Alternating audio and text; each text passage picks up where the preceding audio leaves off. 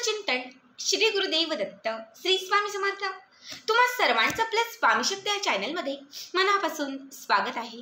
स्वामी तुम्हा सर्वांच्या सर्व चांगल्या इच्छा पूर्ण करोत एवढीच स्वामींच्या चरणी प्रार्थना करते आणि आपल्या आजच्या या नवीन आणि सुंदर व्हिडिओला पुन्हा एकदा नव्याने सुरुवात करते। फक्त बघाच मंगळवार। आजच्या व्हिडिओमध्ये मी तुम्हाला मंगळवारी करावायचा एक अत्यंत प्रभावी उपाय सांगणार आहे। खरं तर मंगळवारचा दिवस हा आपल्या कुलदेवीसाठी समर्पित आहे। मंगळवारच्या दिवशी तुम्ही तुमच्या कुलदेवीला प्रसन्न करण्यासाठी, कुलदेवीची कृपा प्राप्त करून घेण्यासाठी, आयुष्यात अडलेल्या प्रत्येक कामांमध्ये मार्ग मिळवण्यासाठी, ज्या ठिकाणी तुम्हाला अपयश येत आहे त्या प्रत्येक गोष्टीत तुम्हाला यश मिळवण्यासाठी तुम्ही मंगळवारी जे काही उपाय कराल ते सगळेच उपाय हे अत्यंत प्रभावी असतात। खरं तर मंगळवारचा दिवस आणि शनिवारचा दिवस हे दोनही दिवस उपाय करण्यासाठी खास असतात, कारण या दिवशी केलेला कुठलाच उपाय हा कधीच खाली हात जात नाही, तर तो आपल्याला काही ना काही लाभ देऊनच जातो।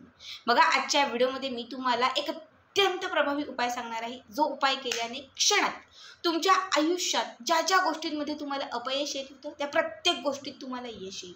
फक्त एक मंगळवार तुम्ही हा उपाय करून बघा, फक्त एक मंगळवार तुमच्यावरती आहे की तुम्ही एक मंगळवार कराल, 3 कराल, 7 कराल किंवा 11 कराल, पण मी तुम्हाला सांगते एक मंगळवारमध्येच तुम्हाला या उपायाचा असंख्य पटीने लाभ होत जाईल।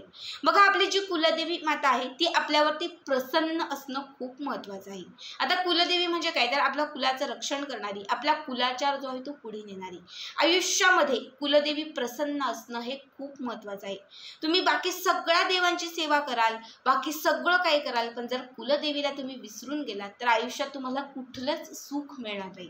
लक्षात ठेवा। बघा, कुठलीही पूजा असेल, आराधना असेल, अगदी स्वामींच्याही सेवा करत असाल, स्वामींचे जर तुम्ही कुठले चरित्र वाचत असाल, अक्कलकोट प्रणित जर कुठले ग्रंथ वाचत असाल, प्रत्येक गोष्टीत सगळ्यात आधी कुलदेवी माता प्रसन्न दिलेलं आहे। कुठलीही सेवा सुरू करण्याअगोदर अगदी ब्राह्मणही आपल्या घरी आला, म्हणजे साधी सुधी पूजा असेल तर तेही सांगतात की कुलदेवीला स्मरण करा। म्हणजे आपल्या हिंदू संस्कृतीमध्ये कुलदेवीचं जे महत्त्व आहे ते खूप जास्त आहे। जेव्हा तुमची कुलदेवी तुमच्यावरती प्रसन्न असते ना, तेव्हा आयुष्यामध्ये सगळं काही मिळत जातं। नशिबात नसलेलंही आपल्याला प्राप्त होतं, पण कुलदेवी प्रसन्न असणं खूप महत्त्वाचं असतं। आत्ताच्या व्हिडिओमध्ये जो उपाय सांगणार आहे तो उपाय केल्याने तुमची कुलदेवी अखंड तुमच्यावरती, तुमच्या कुटुंबावरती, घरातील प्रत्येक व्यक्तीवरती प्रसन्न राहील आणि तुमची प्रत्येक इच्छित मनोकामना जी आहे ना ती पूर्ण होत जाईल। आता काय उपाय आहे, कसा करायचा आहे हे सगळं काही मी तुम्हाला पुढे सांगणार आहे। फक्त त्यासाठी आपला आजचा हा व्हिडिओ स्किप न करता शेवटपर्यंत बघा आणि जे कोणी आपल्या चॅनलवरती नवीन असतील त्यांनी लगेचच आपल्या चॅनलला सबस्क्राईब करा, कारण तुम्ही आपल्या चॅनल सबस्क्राईब केल्यामुळे मी पुढचे जे काही व्हिडिओ बनवेन ते सर्वात आधी तुम्हा सर्वांपर्यंत पोहोचतील। बघा, मंगळवारी दिवसभरात तुम्ही कधीही ही सेवा किंवा कधीही हा उपाय केला तरीही चालेल, पण शक्यतो सकाळची आणि संध्याकाळची जी वेळ असते ती सात्विक आणि अत्यंत प्रभावी असते, जी खास लक्ष्मी प्राप्तीची वेळ असते। या वेळात केला तर अत्यंत उत्तम। सगळ्यात पहिले आपल्याला आपल्या घरामध्ये जी कुलदेवी माता असेल, मग तिचा फोटो असेल, टाक असेल, श्रीयंत्र असेल, तर त्याच्या समोर एक दिवा लावून घ्यायचा आहे। लक्षात ठेवा, ज्यांच्या घरामध्ये अजूनही कुलदेवीचा फोटो नाहीये किंवा ज्यांना अजूनही कुलदेवी माहिती नाहीये त्यांनी कुलदेवी माता माहिती करून घ्या, आणि अजूनही फोटो नसेल तर तो आवर्जून आत्ताच आपल्या घरामध्ये स्थापन करा, कारण कुलदेवी शिवाय आपलं घर जे आहे ते रिकामं आहे, आपलं घर किंवा आपलं जे देवघर आहे ते अपूर्ण आहे। समजा आता तुमच्याकडे उपाय करायचा पण कुलदेवीचा फोटो नसेल किंवा घेणं शक्य नसेल तर एक सुपारी देवघरामध्ये ठेवा आणि त्या सुपारीला तुमची कुलदेवी जी असेल ती कुलदेवी समजा तरीही चालेल। आता काय करायचं आहे, तर सगळ्यात अगोदर आपल्याला एक शुद्ध तुपाचा तेलाचा दिवा प्रज्वलित करून घ्यायचा आहे। त्याच्यानंतर आपल्याला एक विड्याचं पान घ्यायचं आहे, ज्याला आपण खाऊचं पान असंही म्हणतो, की ज्याला आपण नागवेलीचं पान असंही म्हणतो। हे पान एक घ्यायचं आहे। या पानावरती तुम्हाला खडी साखर ठेवायची आहे। याच्यावरती तुम्हाला थोडीशी कातरलेली जी सुपारी असते ती सुपारी तुम्हाला ठेवून द्यायची आहे। याच्यावरती थोडंसं गुलकंद जे असते ते टाकायचं आहे। बघा, जिथे खायची पानं वगैरे भेटतात तिथे तुम्हाला विडा करूनही मिळेल, तोच विडा तुम्ही घेऊन आलात तरी चालेल। त्यांना फक्त सांगा की देवीच्या समोर विडा ठेवायचा आहे, ते सहज तुम्हाला 2 मिनिटांमध्ये अगदी 10 ते 15 रुपयाला तो विडा देतील। तो विडा आणला तरीही चालेल। ज्यांना पॉसिबल नाहीये त्यांनी विड्याचं पान आणा, त्याच्यावरती थोडीशी कातरलेली सुपारी ठेवा, खडी साखर ठेवा, गुलकंद ठेवा, थोडासा गुळ ठेवा, थोडीशी मलाई ठेवा. हे सगळं ठेवून आपल्याला एक विडा बनवायचा आहे. ठीक आहे.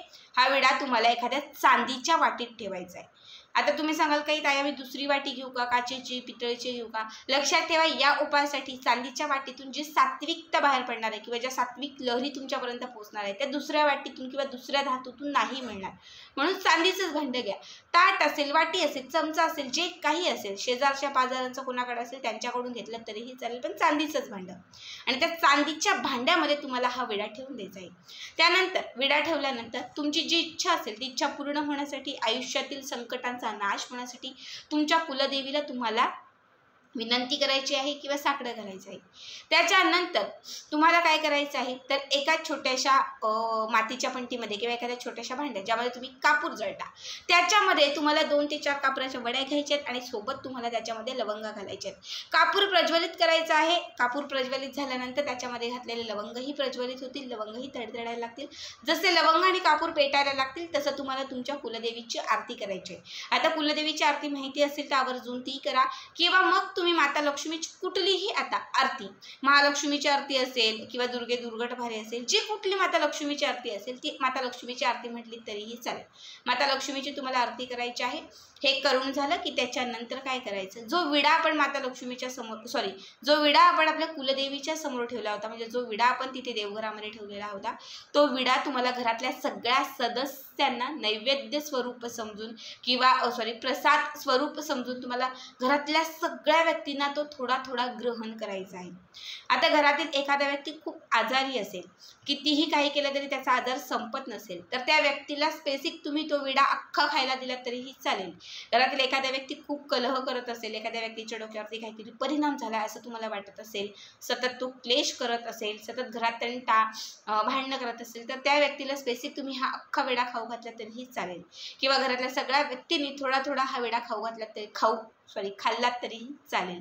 हा उपाय केल्यानंतर 24 तासांच्या आत तुम्हाला याचा असंख्य पटीने लाभ होईल.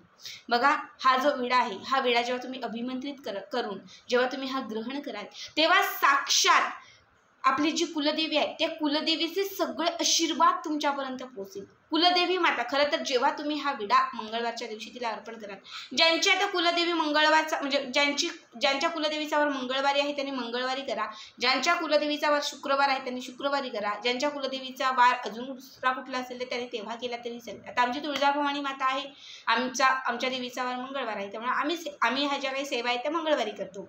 जशी तुमची कुलदेवी माता असेल आणि जसा तिचा वार असेल त्याच वाराला तुम्हाला हा उपाय करायचा आहे. बघा, जेव्हा खरं तर हा विडा तुम्ही तिला अर्पण कराल त्यासोबत जेव्हा तुम्ही साकडं घालाल तेव्हा लक्षात घ्या त्या विड्यासोबत तुमची कितीही कठीण असणारी इच्छा तिच्यापर्यंत पोहोचली जाईल. कारण विड्याशिवाय माता कुलदेवीची किंवा माता लक्ष्मीची, माता देवीची कुठलीच सेवा ही कधीच पूर्ण होत नाही. कुठली देवीची साधी ओटी भरायची असेल, काहीही करायचं असेल, जे आपण विडा तिला अर्पण करतो ना तेव्हाच ती सेवा जी आहे ती फलप्राप्तीच होते किंवा तेव्हाच ती जी काही सेवा असेल ना ती सेवा तिच्यापर्यंत पोहोचली जाते. जेव्हा तुम्ही हा विडा तिला अर्पण कराल, जेव्हा माता कुलदेवीचं तुम्ही स्मरण कराल, जेव्हा तुम्ही आरती करून हा विडा अभिमंत्रित कराल तेव्हा लक्षात घ्या त्या क्षणात कुलदेवी माता ही तुमच्याकडे आकर्षित होईल, कुलदेवी माता तुमच्याकडे खेचली जाईल आणि जेव्हा ती तुमच्याकडे आकर्षित होईल ना तेव्हा तुमच्या प्रत्येक इच्छेला ती तथास्तु म्हणत राहील.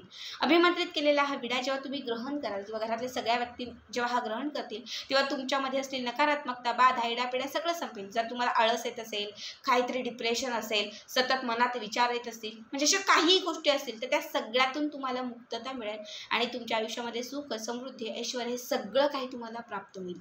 अत्यंत बघा साधा आणि सोपा उपाय आहे. सगळ्यांनी हा उपाय आवर्जून करा. आजचा हा व्हिडिओ कसा वाटला कमेंट करा आणि पुढचे व्हिडिओ पाहण्यासाठी चॅनलला सबस्क्राईब करा.